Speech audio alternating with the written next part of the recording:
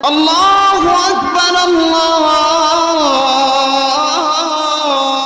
আকবার।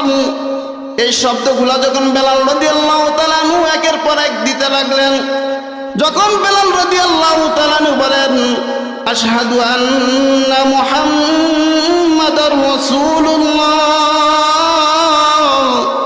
বেলাল রাদিয়াল্লাহু তাআলা এই শব্দটাকে উচ্চারণ করে জমিনে বেহুশ হয়ে পড়ে গেলেন আর হাউমাউ করে কান্না করতে শুরু করে দিলেন।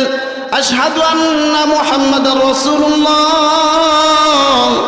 আমি বেলাল সাক্ষ্য দিছি আল্লাহর হাবিব সাল্লাল্লাহু আলাইহি সাল্লাম আল্লাহ তাআলার রাসূল এবং বান্দা। এই কথা যখন বেলালের দিলে বাড়ি খেয়ে গেল, বেলালের দিলে যখন জেগে উঠল, বেলাল রাদিয়াল্লাহু তাআলা বেহুশ হয়ে পড়ে গেলেন। মদিনার জমিনে ছোট ছোট বাচ্চারা বলে, আম্মা আমার মনে হচ্ছে যে পয়গম্বর আরবি সাল্লাল্লাহু আলাইহি সাল্লামকে আল্লাহ তাআলা আবার